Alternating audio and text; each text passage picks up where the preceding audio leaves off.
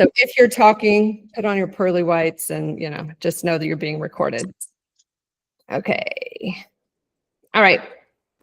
One of the reasons we had this call is because my job as a business coach is to watch KPIs.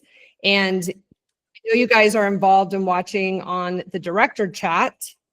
And what I do on that director chat, pretty much weekly, I do a little check-in and let you guys know about added members, just how many, have hit a certain amount of added members. With that, it's also important who's going out that back door, right? You don't want your clients going out the back door. So we're seeing, yay, we're doing all these added members, but retention will keep your, club growing, right? You want to keep it growing. You want to fill, as you as a director want to bring the people in. It's so important to keep the members that you have. So it's like doing this back and forth with each other. Hopefully you guys got to see and listen to John Farkas at conference. Did you guys get to hear him speak? Because I did, and I know I took quite a lot from John's talk. So thanks, John, so much for speaking. And it was like, we've got to get John in here just like in more and get more information from you. One of the things when I'm on my calls with owners and directors, they'll ask me quite a bit, like, well, where should my retention be? So, working with the clubs who come in the first 3 months, we're looking for about 92% retention. But as you get going past that 3 months, your members are solidified. They've created those habits of coming in. We're looking at 96% retention or higher. I also get that question, is that possible? How do they do it? Is this even are people making that happen? If you went and take a look at some of John Farkas's clubs that he has 3, which I'm going to introduce him in a second, but they are all well over their 96% or higher and have been month after month after month after month. So that's why it was like, well, let's get him in and talk to him and find out what is he doing. So before we get started with the questions that you guys sent to me, I'd like to just introduce John. John, let us know a little bit about yourself. How long have you been with Alloy, and how many clubs do you have, and how's it going over there? Yeah, thanks, Kelly. So my background, I've been a personal trainer 23, 24 years. I don't know, you lose track after a while. So been in the fitness game a long time. Been a trainer, a manager, obviously now an owner, multi-studio owner. So, I just want to say, I've sat in everyone's seat as far as managing a gym, running a gym, and now, like I said, we've got directors at all of our locations that we have an awesome team. But I've been in the fitness industry for a long time, and a lot of what I'm going to share is just kind of things that a lot of it's pretty much everything I've screwed up, and you kind of learn like, oh man, I messed this up, and then you learn from your mistakes, and then you get better. And so, this is kind of like 20 something years trying to condense as much as I can on the topic of retention down into, an hour. Which, we probably won't get to everything, right? But, sure. And we can continue this call on another day as well. So I know there's a lot of information. So John, I collected questions and I shared a few of them with you. We're going to go through those questions. For you guys listening, I'm taking those questions. We're going to try to get through as many as possible. At the end, then if there's time left, then we can ask questions on top of them. But I bet along the way, we're going to answer your questions just because we have a lot of different questions. And again, thank you so much for sending me those questions ahead of time. I really appreciate it, you guys. So I'm just going to walk them through. The first one, I'm just going to start with it because so many people wanted to know this, John, but what are your best retention strategies? So when you think retention, what are some main things that you focus on? Yeah, so great question. And there's a lot to unpack there. But as I was thinking about this specific question, I really try to systemize and organize things into as simple frameworks as humanly possible. And so with that in mind, I have kind of 4 quadrants to think about here. So if you've got a piece of paper, get it out, draw, 4 quadrants there, and we'll start kind of from the top. And so the first quadrant would be customer experience. All right. So what are our best retention strategies? If you were at my talk in Dallas, one of the stories I told was this idea of like make a better burger. And I cannot stress this enough. When I opened my first gym in 2011, the gym was disgusting. It was a dump. It was, and like, I had no idea what I was doing. But because of the training experience, like so many problems just kind of went away. And so if you just make a better burger, if you just provide a better product, that solves a lot of your problems. And so the question then is like, okay, that's great, but how do we actually do that? How do we create a better customer experience? And the 4 things that really fit in this first quadrant under customer experience, the first one I would say would be the 7, execute the 7 core tenets. And so, these are things that the 7 core tenets were created with the idea in mind of like, what are the best practices? What are the things that like, if we just do these things on a consistent basis, it's probably going to lead to positive outcomes. And so what are the best practices from the best sessions? And again, that's it. It's the 7 core tenets. So that's really fundamental. But then still within customer experience, it goes beyond that a little bit. Like, is your facility clean? Like that cleanliness matters.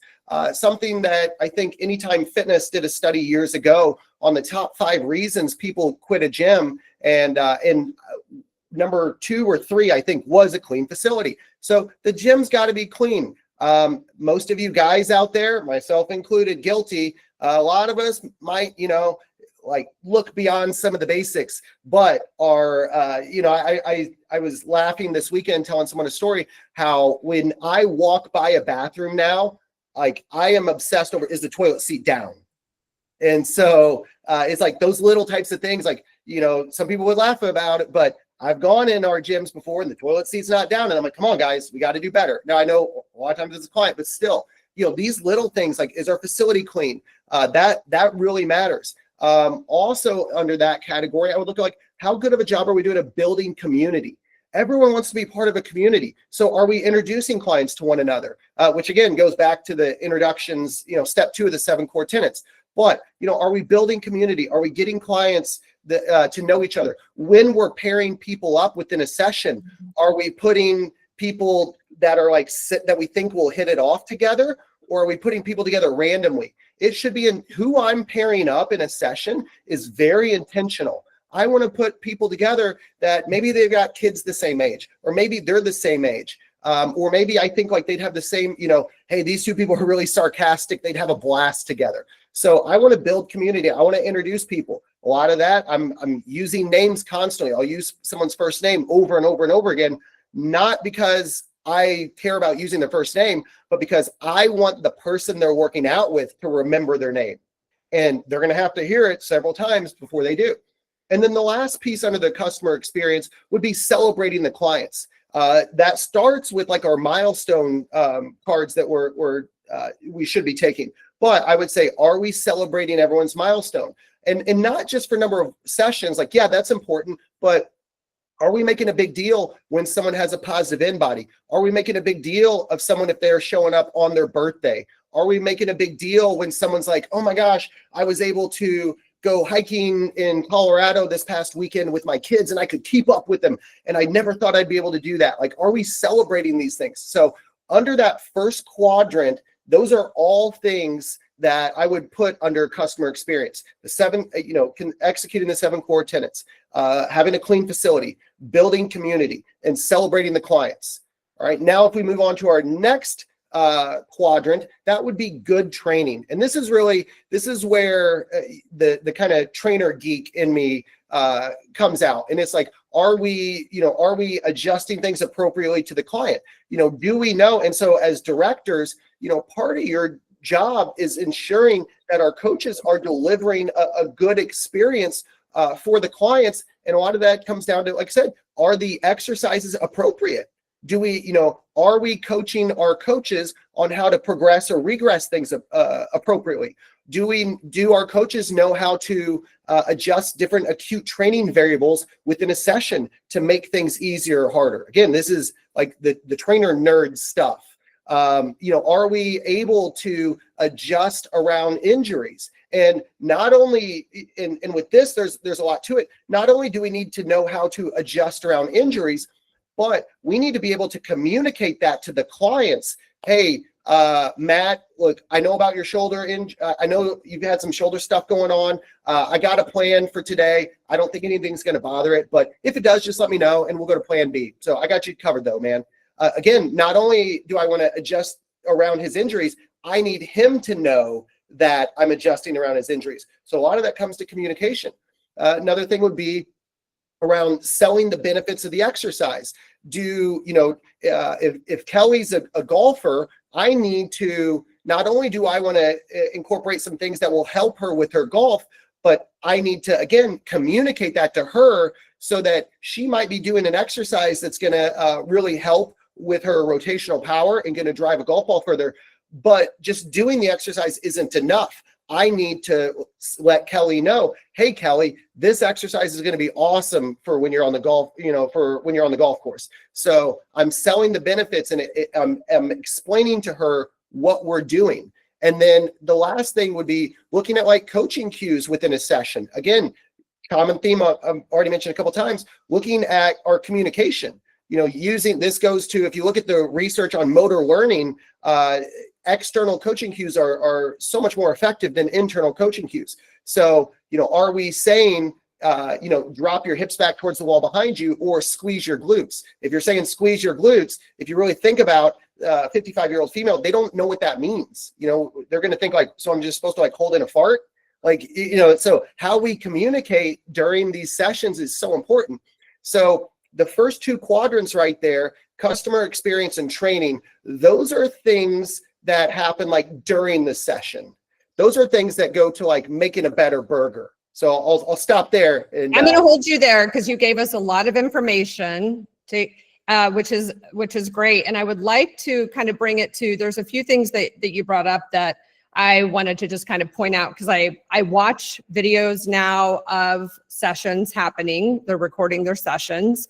And one of the things is that I feel like is missing a lot is describing the benefit, right? Selling that benefit to the member. I think that's a big one that you brought up. I think it's important when you're in your coaches meetings to really talk about who's in your sessions, what they like to, like you mentioned, golfing, right? And, maybe help as directors, help those coaches understand how to incorporate describing those benefits for the members.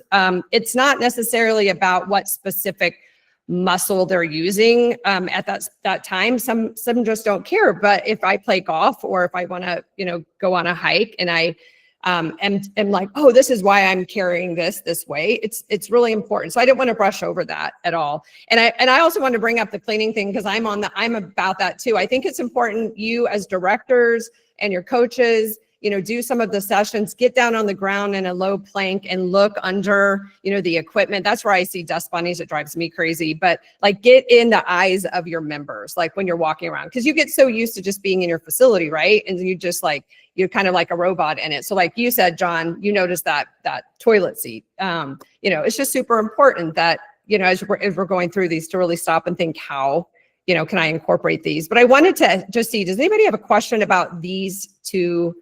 Customer experience and just good training. Any questions? If you do, you can put your little hand up there. Before we moved on, John, I just wanted to see. Sure, absolutely. I mean, I think we were pretty clear, but I just wanted to, okay. All right, you're giving so many nuggets. I'm like, I can't write fast enough.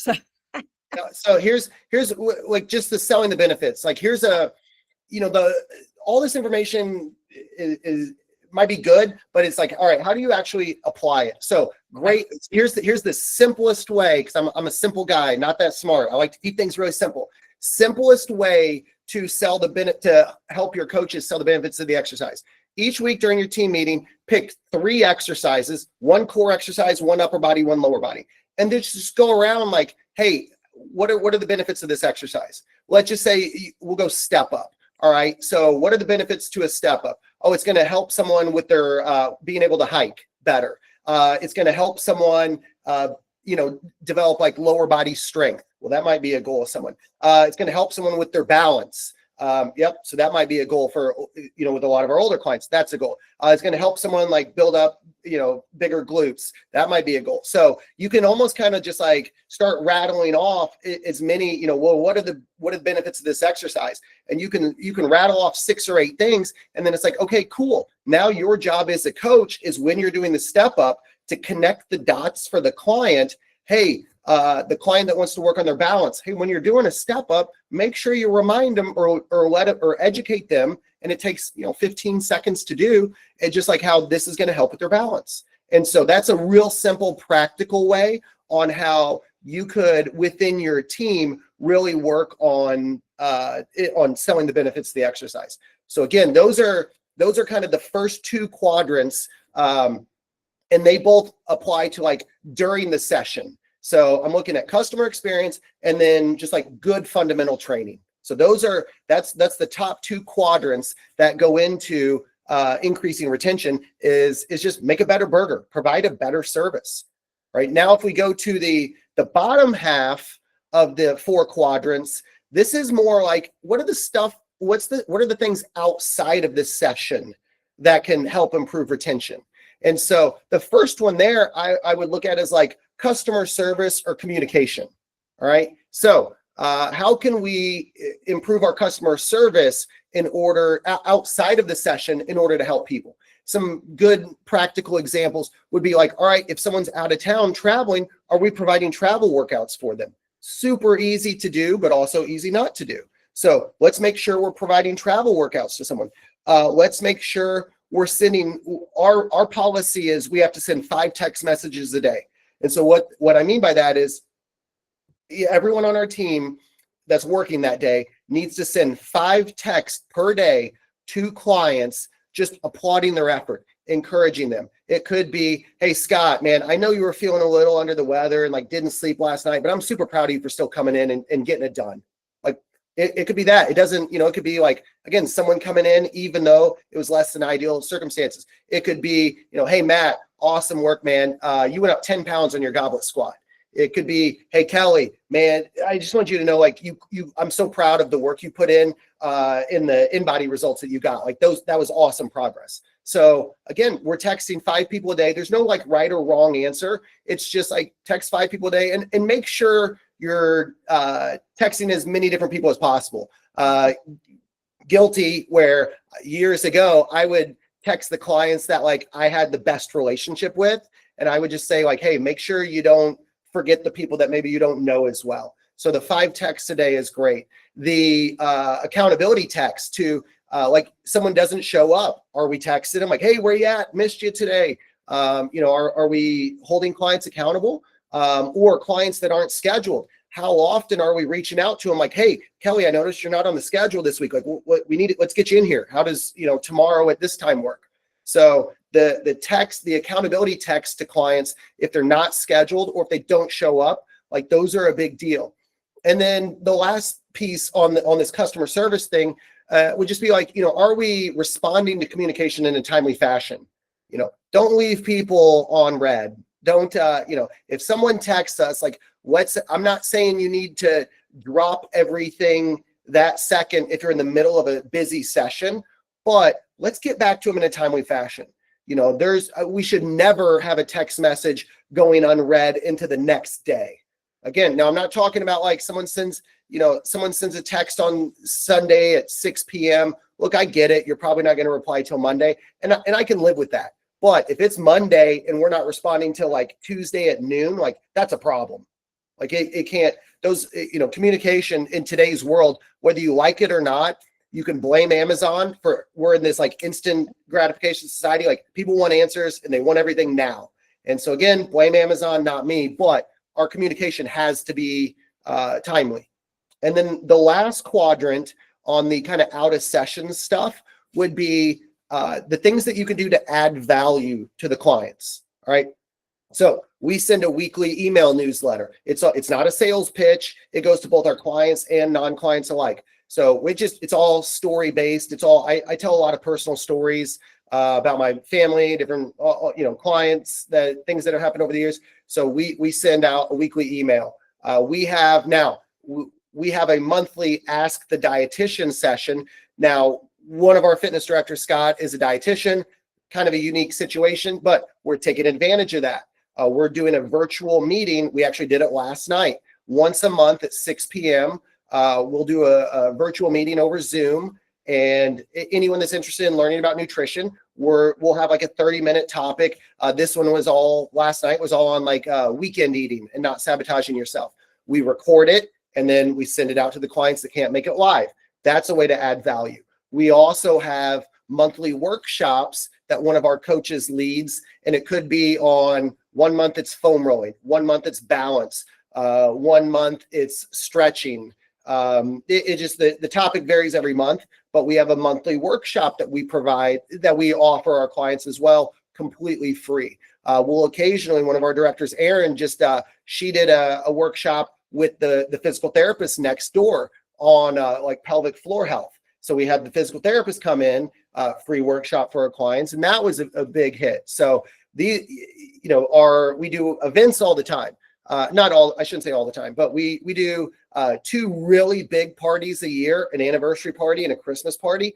But then we'll have happy hours and different events and socials.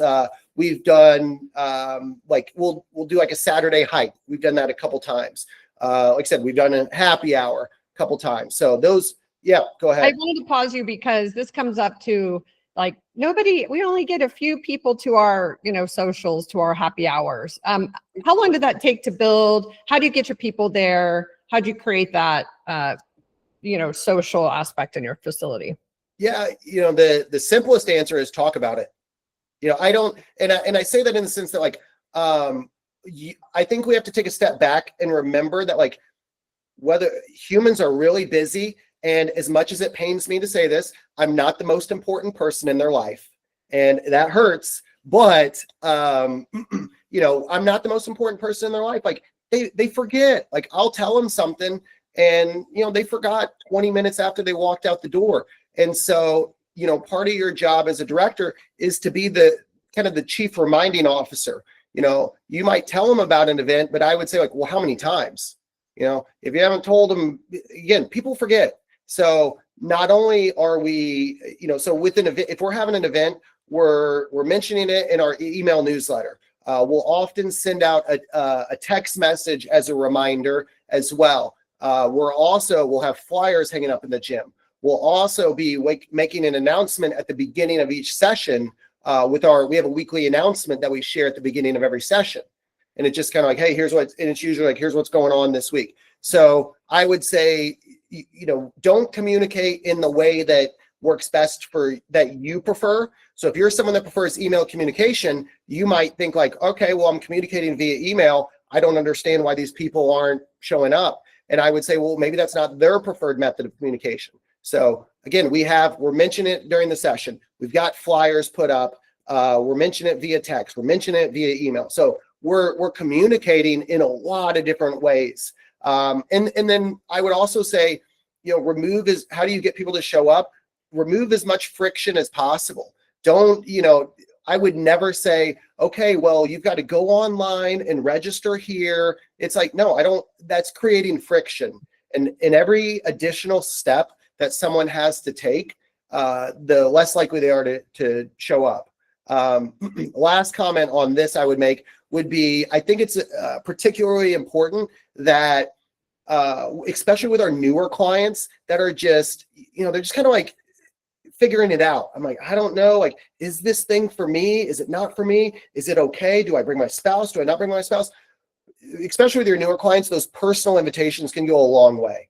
And I would just say, hey, Matt, we've got this thing going on Friday night. Like, I think you'd have a really good time. Here's kind of what's going on. What do you think? Like, we'd love to see you there. Like a personal invitation that literally takes 30 seconds can go a long way. And so those are some of the things that we'll do for our events. But the key takeaway as far as how do you get people to show up to your events, it's just a lot of it's frequency of communication and making sure you're communicating in multiple different ways. So it shouldn't only be flyers. Most people ignore flyers after they've been up for 24 hours. It shouldn't only be in person. It should be a combination of things, because you never know what's, like I said, what's going to stick. And it's important to get your coaches involved and going and wanting to go and talking it up, and they're excited about it. It's almost like an event, like this is going to be the coolest thing. I mean, I'm going to be there. We're going to have a good time. I can't wait, you know, to be with you outside of the facility and meet your husband, or, you know, whatever. So just really, like you said, you've got to talk it up and make them feel like it's important that you come to this event that we're having. Yeah, that's something that, like, that's real. That's kind of impossible to measure, but that's something that, like, how you deliver the news also matters. Right. I'll give Erin, one of our directors, a shout out. It's no surprise she's our loudest director, and guess what? She also has she's like our most, like, energetic director, and guess what? At a lot of our events, they also have the biggest turnout, and it's when we do things together. And it's so the delivery. If I tell you, like, hey, we've got this thing going on Friday, it's going to be cool, like, that doesn't get anyone excited.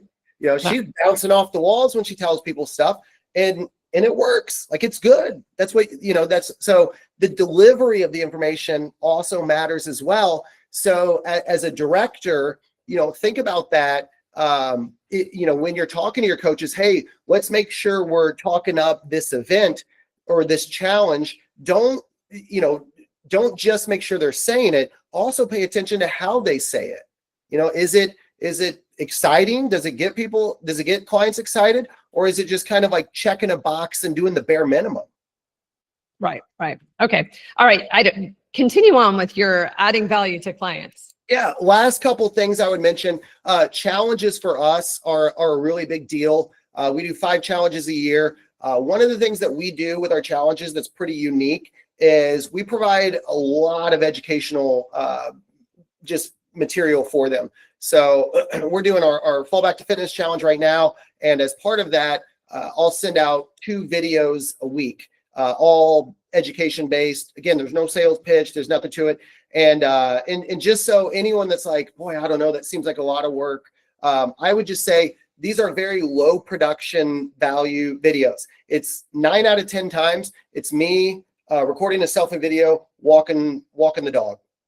So like I said, there's no, like, performance. It's literally, like I said, me all sweaty, wearing a hat and just walking through the neighborhood. And I'll record a 3-minute video on a specific, you know, it could be on forming habits or whatever it is, whatever the topic is. So we do challenges throughout the year, but I think our team does a really good job of getting the clients excited about it, holding them accountable. And then also there's extra value provided, and depending on every challenge is a little different, but we're always trying to go above and beyond and provide additional information, additional resources.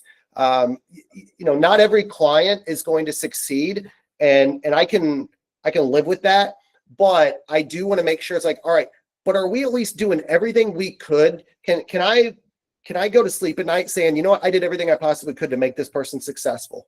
I provided, you know, all the information to help them succeed. Again, we're not going to have 100% success rate, but I want to go to bed at night knowing, like, man, you know what? Hey, I gave it my best and I did everything I could to set this person up for success.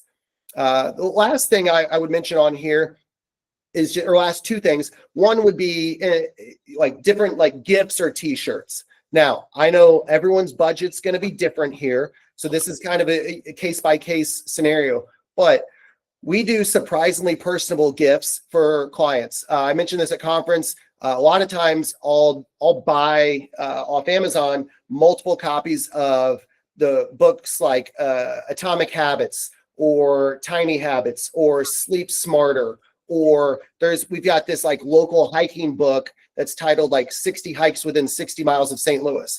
And then when a client mentions, like, oh man, I'm really struggling with my sleep, the coaches know, like, hey, we've got a copy of this book to help people with their sleep in the back. Like, you know, write them a handwritten note and give it to them the next time they're in, like that. And it's just like, oh my gosh, you know, not only were they listening to me, but they actually provided a resource to help me with this very specific problem I've got.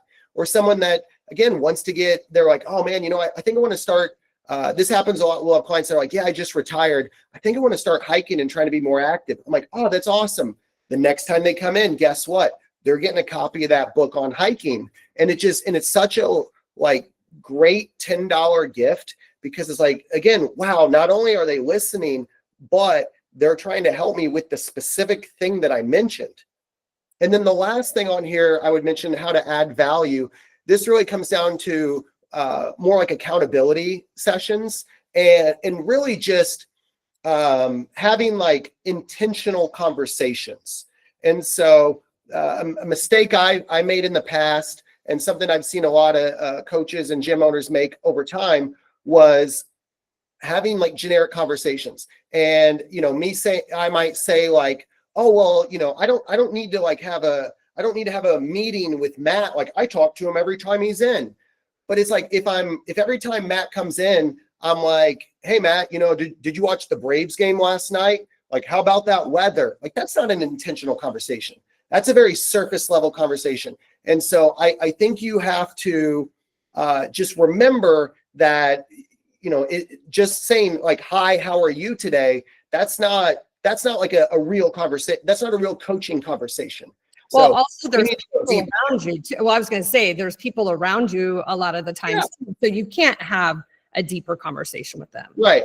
So like I said, but we want to make sure that we are helping people with everything, both inside and outside of the gym. And a lot of that comes down to getting feedback from them, which is where the accountability sessions come into play. And so I would just, on that, I would just wrap it up by saying, make sure that from time to time, and by that I mean every 4 to 8 weeks, we're having like a real conversation with someone. And it doesn't even it doesn't have to be 30 minutes. Sometimes it's 5 minutes. And I would actually argue less is more. The more you say to someone, the less they're going to retain the information. And so you have to, I remember when I first started training, I would give people like all these resources. I would just vomit information on them. And then I get annoyed because I'm like, well, why didn't, I told them everything they needed to do to succeed. Like, what's their problem? And what I didn't recognize was it was me. The problem was me. I was just overwhelming them. So I was giving them too much. And so with those accountability sessions or those kind of coaching conversations, again, like it doesn't have to be an hour therapy session. It can be 5 to 15 minutes, but just make sure we're really intentional with the conversations in order to help people out. So John, some of the questions, I mean, you've been answering quite a bit of them as we've gone along, but there were some accountability session questions. One of them was just, how do you schedule them? How do you set them up, making sure that, you're getting everybody in, and how many do you have goals, weekly goals with them, monthly goals with them? Yes. So with the accountability sessions, couple different things I would say. Like, first and foremost, how do you schedule them? We don't. I know some people do. I just don't think the reason we don't is because if I say, hey, Wes, like, we need to schedule your accountability session, Wes is going to be like, whoa, dude, I'm good. Like, no, thank you.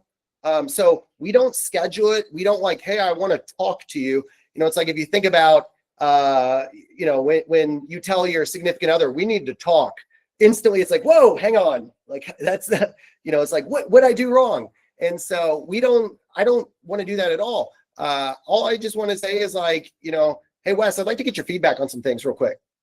And I just go into it. I don't ask him. Now, if he's like, hey, I'm kind of in a hurry today. Oh, no problem. We'll catch up later. Like, it's not, again, it doesn't have to be super formal, but. So you try to catch them on the day versus like, like right then and there kind of thing. Yeah. Yep. And again, it's not scheduled. And that's now, if there was someone that was always in a hurry, or like always had to run, then maybe I am going to schedule that, or just like pick up the phone and call them. And that could be, Matt's always in a hurry because he's got to get to work after a 6 a.m. session. And I could just be like, hey, Matt, when's a good time? When can I give you a call? I just got some questions I want to ask you for like 10 minutes. Just want to get your input. That's literally that's deep as I'll go into it. And oftentimes, he might say, all right, well, you can call me at lunch. All right, cool, man. I'll give you a call then. So it's very informal because, and maybe some of you can relate. I've noticed this at times when we ask certain clients for a Google review. There are certain clients that will be like, oh yeah, no problem. And it's done 2 minutes later. There are certain clients that will like want to think about it for like weeks. And it's like, whoa, this is not that serious. Right. So same thing with the accountability sessions. I don't want people to stress or overthink it. Like, oh my gosh, this is a big deal. It's like, no, it's just a casual conversation. I need to, I just want to, hear what's going on, hear how you're doing. Now go ahead. Oh, I was going to say, Rosewood had a question. I don't know if you want to finish your thought. Fire away, Rosewood. Cool, John. Yeah, I just had a question as far as like what your thoughts were on, because I understand you're keeping it casual, but what about doing scans? Like how often are you doing scans with the clients? In-body, you mean? Yeah. Mm-hmm. We do in-body week twice a quarter. Okay. I like, we would never do it more than every 4 weeks. We never go more than, I don't think we ever go more than 6 weeks. So part of it, like we have it mapped out on our calendar, and, sometimes maybe we're shooting for 4 weeks, but then it's 5 weeks because of the holiday, or, so we do factor in like what's going on, like around holidays, or if there's something else big we have kicking off that week. We try not to schedule too many things at once, because then it just gets lost in the noise. But we do in-body week every 4 to 6 weeks. And I'm sure, John, like one of the questions was like, how do you juggle new clients versus older clients with these accountability sessions? I would think you want to get to your newer ones, right? More, or how do you handle that? Ideally, with our newer clients, we're trying to meet with them monthly the first 3 months. Okay. And then from there, every like 4 to 8 weeks, now just for like, boy, that seems like a lot. Here's, or how does that work? I would say if you've got 104, so our fitness directors are supposed to do 15 accountability sessions a week. Our coaches are supposed to do 5 a week. Now, the one caveat, someone would be like, boy, my coach is doing 5 a week. I would say for the coaches to simplify it, 1 per shift. So if you've got a full-time coach working 5 days a week, they should do 5. If you have a part-time coach working 2 days a week, they should do 2. So if you really want to simplify it, your coaches do 1 a week. What that ends up getting you is typically like 20 to 25 a week. You're not going to hit it every week, but you should hit it more than you don't. Now, based on those numbers, if you have 140 clients, so 140 clients, that's all on. I have 140 clients and you're doing 20 per week, all right? You would meet with someone every 7 weeks.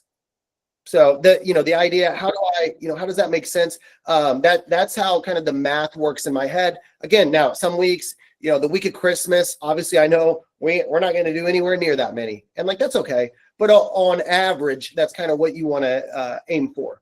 So we're doing 20 to 25 a week per location, which should get everyone in every 4 to 8 weeks.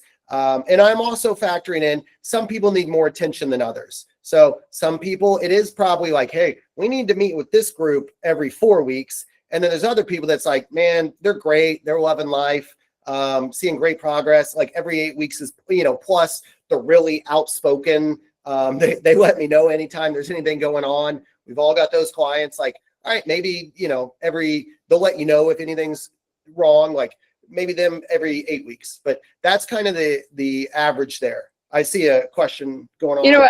I was going to say something real quick and we'll get to that, but it's like you said, just some people, knowing the culture of your gym, knowing your people. Yes, some people, they don't want to like, hey, we're having a meeting, right? But some people are like, yay. I know some clubs, when they say it's, we have accountability time sessions, they're very excited because you get to sit down and have a talk and, get to talk to your coaches or your director. But it's just knowing your clientele and, the specific people, what do they want? So I want you, the directors, you guys know your culture, your people, and you've got to find your rhythm of the accountability sessions. But I think we can all agree that touching them, talking to them, asking them how they're doing, any stress outside happening, like, because things change. This is why you want to touch in every 30 days, right? Especially the first 3 months, like we talk about, but things change in their life, and they're not going to always tell you what they're thinking. But if you can sit them down quietly, separately, a lot of times you can get a lot out of them and they feel like you care. But all right, info, old Japan. Sorry, Sue, go ahead.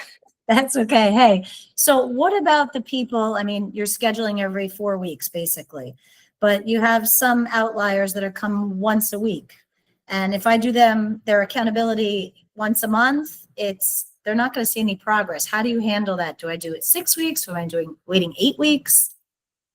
It's kind of a case-by-case basis. So again, is this someone that needs a little bit more hand-holding or needs a little bit less? But one thing I would challenge you on is like, how do you define progress? And so, and depending on the client, progress doesn't necessarily mean like a positive in-body. Progress could just mean, you know what, I'm taking action to improve my health, and I'm happier because I'm being proactive about my health. And so, now some people, it is like they do want to see changes on the in-body, definitely. So, I'm not saying that's always the case, but I would just kind of, as a word of caution, it might not. I'm amazed at how many of our clients don't really care about the in-body changes. They're there because they just want to feel like. We have so many clients that's like, yeah, John, I just want to feel good. Like I don't care about the in-body. And if that's someone's views on it, like fine, I'm not going to force you. But it's like, what does progress look like for you? The last comment on this I would make is, if you've got that person that's coming one time a week and they are disappointed by their progress, well, that's just kind of one of those critical conversations where it's like, okay, cool. Well, then we need to figure out a way to get you in here more often, or we need to figure out something else, because you are right. Like 1 day per week of strength training is going to be really tough to see progress. So maybe, but yeah, the older people, that once every 4 weeks, one meeting in 4 weeks could be, hey, how are you enjoying yourself? So good to see you moving here. And then the second one, we do the in-body, skip the in-body on the first one. Yep. It's so situational. Yeah. What It's is that person? Yeah. Yeah. I think you go back to that personal training, right? Like we can't group it all together. So we can't say everybody has to do it this way, right? It's like person by person, right? Anything else on that, John? Did you close out? No, that's I guess the last comment on accountability sessions I would make is just please remember, the person that doesn't want to do an accountability session is often the person that needs it the most. Good point. Yeah. So just keep that in mind. We did just update our accountability sheet and guides. I will share it to the director group chat after this, but it's just to give you some ideas to think about, during your accountability sessions if you're stuck. But okay, so we're gonna keep moving on. And one of the questions was, yes, Matt, go ahead. No, I mean, we're talking about accountability sessions is great. Oh, I'd love to hear kind of what, John, what your approach is and your team's approach to just like new member follow-up. Because what Sue's talking about, you got a person on one time a week. There's a lot more touch points that are happening to make sure somebody's engaged and involved. Yeah, with the new person. So yep, we are doing a official accountability session every month, but those first 4 weeks minimum, preferably more like 6 to 8, we need to be checking in with them every week. And it's just like a simple, hey, how's your workouts going? You've been, sore, not, how's things, I want more consistent feedback over the first 4 to 8 weeks. And again, this is not a sit down formal conversation. It's just it could literally be 2 minutes, and it's think about within your training program or your workouts that you're providing to these folks, it's just making those tiny shifts on a session by session basis. Someone comes in, they're like, oh my gosh, after my first workout, I couldn't sit on the toilet for 3 days. Then I'm like, all right, we need to back off the legs. Give it let's pump the brakes here, slow it down. And so it's not a huge formal, official conversation. It's just I just want to know, or it could be the opposite. if someone, is like, yeah, the workout was all right. Like I didn't, felt kind of light, to be honest with you, then I can go to the coaches and be like, hey, we need to ramp it up a little faster with this person. And so it's really with the new clients, it's all about how can we, ramp things up or down based on that individual. And that's something that you really can't systemize at all. It is a case by case basis. Someone a little more sore, a little less sore, but you want to provide that feedback like early and often. And then also as part of that, we do have like a new client onboarding sequence. Like we are educating clients quite a bit over the first 30 days as well. So there's a lot of little stuff that goes into that, but we are really trying to do everything we can to set people up for success when they're getting started without overwhelming them, which is a hard thing to balance. Great, thank you. So looking at the next question, we had several people asking about suspensions. How do you navigate suspensions? How do you handle it when people want to, go on suspension for 30 days or try to do it more? How do you ensure that they come back? I mean, what's your plan around that? Unfortunately, my answer is it depends. It's not a white and black thing here. It's not clear cut. It depends on the situation, the relationship with the client. What's their, honestly, if someone, I'm a big believer in treating people fairly, not equal. And so if someone, I think of at our Baldwin location, we had a situation a while back with a couple that travels like for extended periods of time, but the guy that was gone, he's referred Aaron like 10 people or so. I don't know, something insane. His whole family works out there. Like apparently it's a big family. They all work out there. Guess what? We're going to bend over backwards to make him happy. He can, within reason, we'll do about, I want to keep him happy no matter what.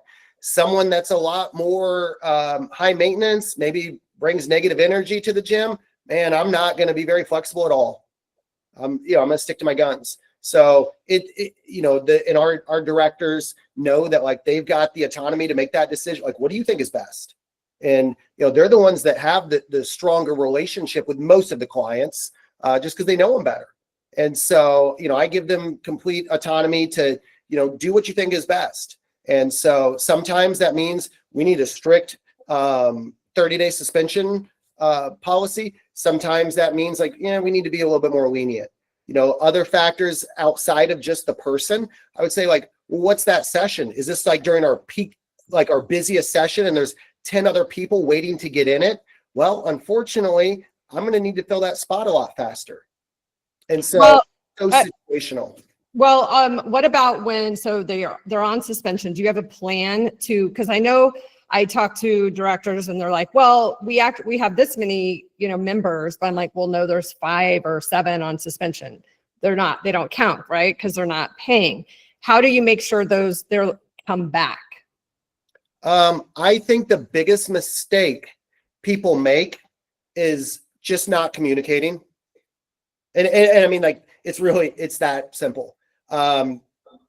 We had, we reached out to, going back to Aaron, we were talking about one of the clients that came back recently, and she's reached out to this person several times and, got ghosted. And then all of a sudden they got a text a week or 2 ago, and it was literally just like, hey, just want to see how's life going? Or it was something along those lines.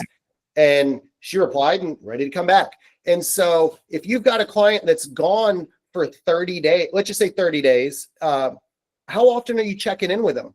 Right. And remove yourself from the equation and think about them. So when I'm checking in, if I'm checking in 2 weeks into their 4-week trip, I'm just going to ask like, hey, Kelly, like, how's vacation going? You having fun? Getting some walks in? I'm not going to be all weird and like only about business. It's like, no, like treat them as a human, build a relationship. I can honestly say that in 20 something years of doing this, building a relationship has never backfired. Right. Like just, people need to know, like, and trust you, and taking time to focus on the other party, that will get you very far. So just build a relationship, take care of people, and like genuinely care about the person as an individual, as opposed to only thinking like, we need to talk about your schedule. It's like, no, just like treat them, how, you're having fun with the kids or grandkids or, spouse or whatever. So just, just build, when people are gone, focus on the relationship. Yeah. Whenever if they're on vacation, I'm always, send me pictures. I want to see, your family, things like that. John Glebus, question. No, not even a question. I just wanted to add. So we use the levels of the membership itself sometimes. So if we have somebody that's at, like, say 3 times a week, and they're going to go off on a trip, we'll adjust their membership down to, and I heard somebody say it was like the vacation membership of 1 time a week, so that way they're not building sessions, so that they don't actually have to suspend. That's a good one for us. And then on top of that, we always put on my calendar in the middle of their vacation or whatever to send a text out, so that way we know that I have something on a calendar to text somebody. Good. Awesome. Okay. We're getting close to ending, but somebody asked, how do you balance? Because, we've been talking about retention, and you have, there's a lot to be watching in these quadrants. How do you balance the push for the new members, like the director trying to focus on getting the new members in, but also balancing making sure nobody goes out the back door? Any ideas on? I think, so something to think about is, again, and I go back to, like, I've been in your seat. I get it. I was a fitness director for 10 or 11 years. I understand there's a lot of things happening. You've got clients coming in and out. You got phone calls to return. You got text messages. You got emails. You got social media stuff. Like, it's a lot. How many sessions were you training at that time, John? I don't know, 50. Remember, like 10? I mean, were you doing like 10? Like 50. Okay. You were going crazy. All right. Well, they were asking, like, how many does okay, go ahead. Yeah. So that was when I was much younger, though. Yes. But so again, I've been there. I've been the person trying to do it all. And so I think a lot of this stems from time management systems. And so time management is something, it's very simple, but not easy. Time management is such a, like, lost art that people just don't know how to manage their time at all. And so how I look at this, there's kind of like 4 pieces to time management. And so, and this would hopefully to kind of unpack the question, step 1 is like, what do you need to do? So make a list of everything that needs to get done. All right. With our directors, we look at, there's 4 things that need to happen. You got to keep clients, retention, get new clients, develop your team, and like all the operations, admin stuff. Those are the 4 buckets that everything needs to fall into. All right. Now, keep existing clients. That basically means, there's some training clients, and then like accountability sessions, conversations, get people scheduled. And so with keeping existing clients, for us, that breaks out to about 15 hours a week. And so I'm going to assume like 10 hours a week of training, another 5 hours a week of accountability sessions, updating maybe your notes and trainerize, again, about 15 hours a week. The next bucket, getting new clients, for us, we budget 11 hours a week. All right. Now, what does that look like? Let's assume, 5 hours a week for starting point sessions. All right. Now, if you're doing more starting point sessions, all right, cool. But, and you might on occasion, but most of us after pre-sale, once you're established, most people are not doing 20 something accountability sessions a month. And so to me, 5 accountability sessions a week is a good time. 5 hours is a good time to budget. And then we'll budget in like 4 hours a week for phone calls. And then you've got another 2 hours a week for maybe it's attending events, doing some sort of business outreach, cross promotion, whatever. But so again, keeping clients 15 hours, getting new clients 11 hours. Overseeing operations, super simple. That's like, running your weekly and monthly reports, which, takes half an hour a week. There's not that much there. Maybe doing some like cleaning and maintenance and inventory is another hour and a half. Assuming you're, and maybe you're doing a little more cleaning because your trainers are busy or you're shorthanded. But the operations stuff, I look at it as about 2 hours a week. And then assisting and developing the coaches, basically for us, that's we have a 1 hour weekly team meeting, and then meeting with the coaches, like there's another half hour to an hour. So depending on, and again, these are 15 to 30 minute conversations, typically with, 2 coaches. So that's where I get the, about a half an hour to an hour. So that's another 2 hours. So if you look at that framework, that's 30 hours. All right. That still gives you, assuming you're working a 40-hour work week, that still gives you an additional 10 hours to just deal with all the like noise, all the responding to text, all the just junk that comes up that I know what it's like because I've done it. So that's looking at a 30-hour week, which still gives you, minimum 10 hours a week, depending on how much you're working, to just deal with the noise. So I understand there's a lot of like, well, this person came in and talked to me for 15 minutes. Like, yeah, I get it. But there's 10 hours a week kind of built in for that. And so that's how we kind of going back, that's how you map out what do you need to do. Like I said, that's the exact system that we use and how we map it out. Once you've mapped it out, once you know, here's all the stuff I need to get done and it fits within those 4 buckets, step 2 is then to schedule it and to plan. Now, starting point sessions, you can't always plan them. I understand, but you can, you might have to be a little flexible with your schedule. But for most of us, 5 hours a week for those is going to be plenty. And so schedule it would be step 2. Step 3 would be to have what I call a shutdown ritual. So at the end of each day, so 15 minutes before you go home tonight, look at your, like, what did you get done today? And what did you not get done? And adjust your schedule tomorrow. It's like, man, I meant to make 50 phone calls today, but I got, the skier broke and I got distracted for an hour fixing that. So I only made 10 phone calls. Okay, cool. Make those extra 40 tomorrow. Like, so you want to look at your productivity by day so that you can make adjustments tomorrow. That way you're constantly making these like small pivots or changes based on the outcomes you got from the day. And then the last step in here would be to analyze and adjust based on the results. Now, based on the results you got. So this is where we use like weekly scorecards and they can be super helpful. I know that if I only got 10 accountability sessions in this week, then I know like, all right, well, next week, I probably should prioritize those earlier in the week so that I can get them done. Oh man, I only made 50 phone calls, but my goal was 100 phone calls. Well, I know that, okay, I need to clearly, if you're not getting it's the old Einstein, the definition of insanity is doing the same thing over and expecting a different outcome. If you're not getting the results you want, something needs to change. And you don't need to blow everything up and start over, but let's make some minor adjustments. 1 to 2 hour adjustments a week can add up to massive change. It's one of my favorite quotes is, small hinges swing big doors.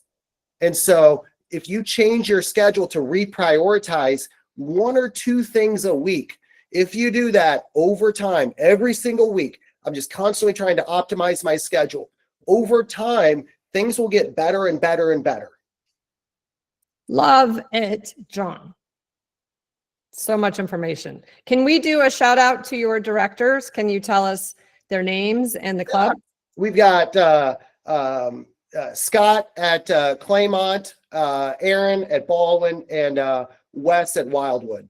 Because they are working hard. So nice They're job. awesome. We got honestly, it's the most fun I've had professionally. We got a great leadership team. It's fun to work with them on a daily basis and just solving problems, figuring stuff out, and you screw it up half the time and you make adjustments and you get better. And it's literally I guess that's like the final thing that I would share to everyone is just you're not going to get it right, and like that's okay. It's not the end of the world. What matters is when you don't get the outcomes you want, make changes and then try it again, and just constantly reiterate and make minor improvements. And again, small hinges swing big doors. Just constantly be figuring out, how can I get 1% better this week? And learn from your mistakes, and you're going to make them, and that's okay. But just keep working and keep working and keep working and making those tiny improvements. And I promise you, things will get better. Awesome. Well, thank you so much for joining us today, John. Gave us a ton of information that hopefully you guys will start implementing. And we can reach you on the chats or email you, right? Like that's okay. Yep. But all right, guys, it is now 2:00. So we're going to go ahead and close this out. This was recorded though, so we can share it. I probably need to listen to it again, just, to get more information. But thank you so much, you guys. I appreciate it. And we'll see you on the next one. Thank you guys for your time. Go retention. You can do it. Thanks, John. You're very welcome. I really appreciate it. We're probably going to have you back on again. Uh-oh. All right. I'll be ready.